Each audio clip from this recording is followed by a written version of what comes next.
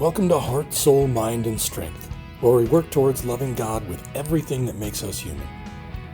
Have you ever wondered what the root cause is for the issues we seem to have in our culture? Have you ever wondered why these issues seem to be getting worse rather than better?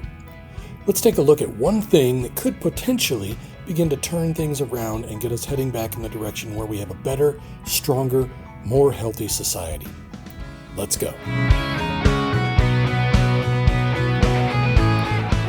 I've been working in the field of technology for about 30 years now. You may be asking yourself, how's that relevant for today's topic? Let me see if I can connect those dots. A lot of the work that I do involves solving problems and improving processes.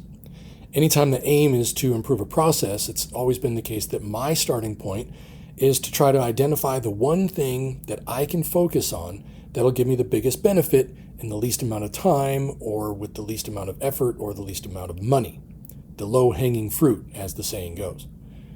Now, outside of my work, I tend to spend a lot of my time bouncing between the world of theology and culture. Now, part of our culture is our political landscape. And there's been a saying going around for a number of years now about the idea that politics is downstream of culture. This is sort of intended to convey the idea that culture influences our politics and informs what sort of policies ultimately get put into place. Now, I agree with that to a certain extent, but I also think that at least in recent years anyway, politics also seems to have a certain degree of influence on the culture. I have a lot more to say about that, but that'll have to be for another time, or else I'll get way too off track here. What I did want to get to today is the idea that both culture and politics are downstream of theology. Our theology has to do with what we believe about mankind, what we believe about the foundations of morality, and what we believe about our obligations to each other, just to name a few things. Now, when I look at our culture and the world around me, and I try to view it through sort of a holistic lens and try to understand my theology as kind of the starting point, and I ask myself, what is the one thing that could have the most significant impact for the good? What I've ultimately arrived at is this: the world needs more godly men. There it is. I've gone and said it. So I'm sure that there's probably a whole lot of people now that are going to get angry. But before some of you jump ship and go over to listen to Joe Rogan, let me explain. I mean, seriously, my podcasts are like 10 minutes. His is 3 hours. So give me a few minutes. First of all, there's a few specific things that godly men do that worldly men don't necessarily tend to do. Some may do a few of these things, and rarely, perhaps, even all of them. But a godly man necessarily strives to do all of these things and more. They don't sleep around. They wait until they're married before having sex. They're open to starting a family. They stick around even when things get tough. They're involved in their children's lives. They discipline their children. They love their children. They love their wives. These are just a handful of things that a godly man strives to do. And when you look at the research on these kinds of things, the results are stunning. Since they don't sleep around and they only sleep with their wives, abortion rates plummet, as do sexually transmitted diseases. The children statistically do better in school. They tend to make more money. They tend to live happier, more fulfilling lives. Their children tend to stay away from drugs and gangs and crime. And they just contribute more to the community in general.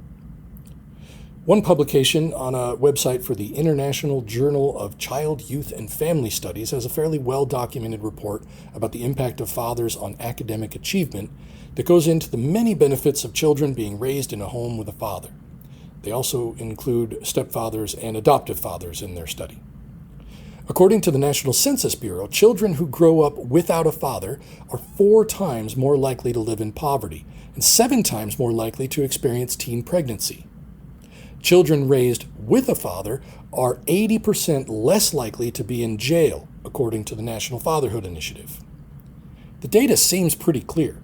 A godly man living with and loving his wife, and living with, loving, and teaching his values to his children can have a tremendous impact on our society, our culture, and by extension, the entire world.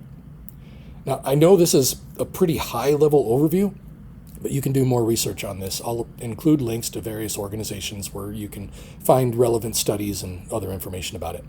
But with that, what if what I'm saying is true, and it definitely seems to be, I want to encourage you to ask yourself this question. What would happen to our world if we could increase the number of godly men by just 1%? That seems like a fairly modest goal. I'm not looking to change the hearts and minds of everyone all at once. I want just 1% more men to realize why God put them here on this earth. I want just 1% more men to submit themselves to Jesus and let the Holy Spirit guide them, along with Bible study and discipleship, how to live a better life. I also want to be one of those 1%. I mean, I don't always exemplify this as well as I would like. I mean, on that note, heck, I'd be okay with people just striving toward being a godly man. After all, we generally don't tend to cross that finish line on this side of eternity. Now, how much would that change the entire world if that could happen? If you're a praying person, I encourage you to include that in your regular prayers. Pray that God would draw men to Him and increase the number of godly men in this world who will live faithful, sacrificial, generous, people-loving, truth-loving, God-loving lives in a way that they can influence other men to do the same. The idea of the impact of that 1% just gets me fired up. Lower rates of things like divorce, single-parent homes, teen pregnancy, abortion, sexually transmitted diseases, crime, drug use, school dropouts, suicide, gang affiliation, depression, anxiety, and let's not forget the generally thin-skinned, entitled, easily offended attitude that seems to be more and more ubiquitous these days. Imagine a world with less of all of those things. What an amazing world we could have with more godly men leading godly families and raising godly children to live godly lives. Let's get to work.